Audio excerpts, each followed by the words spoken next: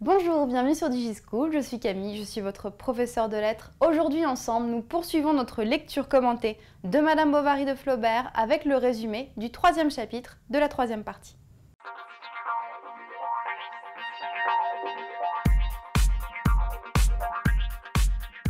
Vous vous en souvenez, le début de la 3e partie est consacré au début de la liaison entre Emma et Léon.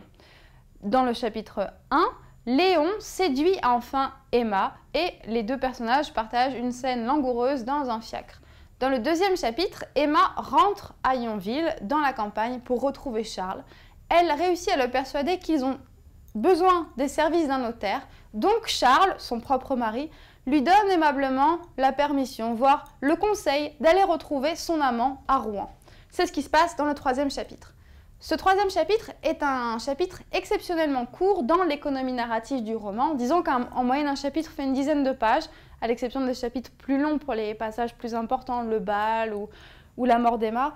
Mais là, le chapitre fait à peine 3 pages. En fait, ça va être simplement la description du bonheur partagé d'Emma et de Léon. Et c'est peut-être pour ça que Flaubert le fait court, parce que ce sera un bonheur qui ne va pas vraiment durer longtemps.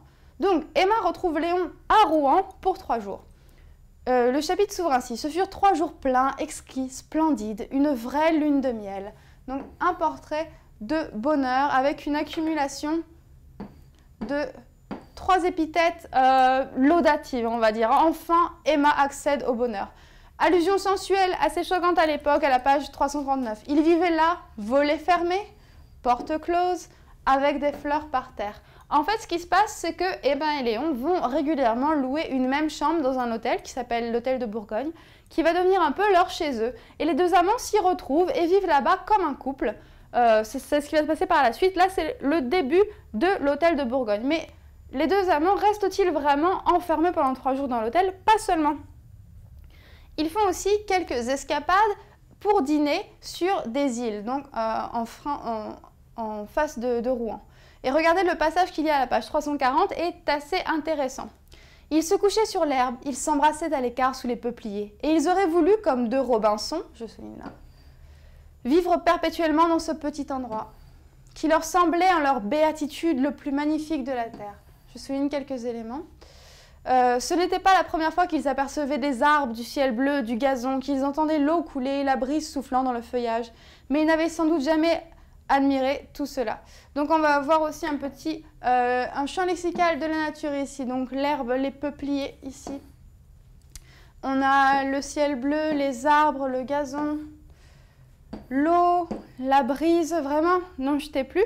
C'est une description très très champêtre, on va dire, mais plus que ça, on va dans l'exotisme réellement, à cause du champ lexical de l'île. Donc on sait que c'est une île. Ici, il y a les Robinson, le petit endroit est le plus magnifique de la Terre.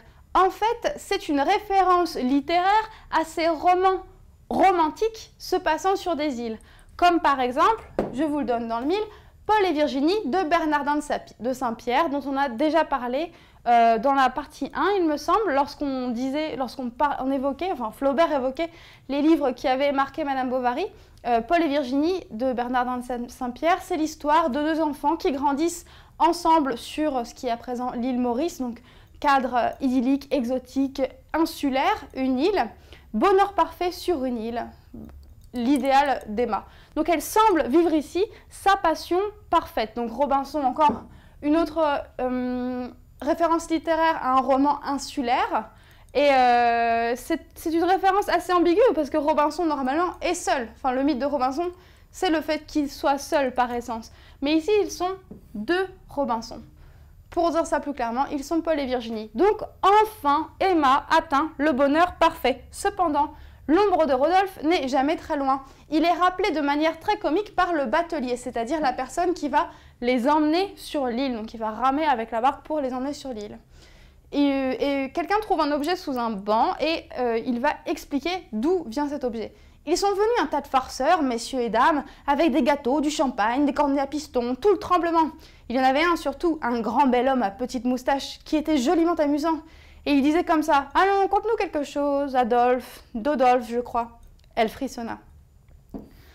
elle frissonne, pourquoi? Parce qu'elle pense que c'est Adolphe ou Dodolphe, c'est peut-être la déformation comique du nom de Rodolphe. Elle reconnaît Rodolphe dans cette description du bel homme à petite moustache qui s'amuse beaucoup. Donc malgré le bonheur idyllique qu'il y a avec Léon, il y a cette petite ombre au tableau.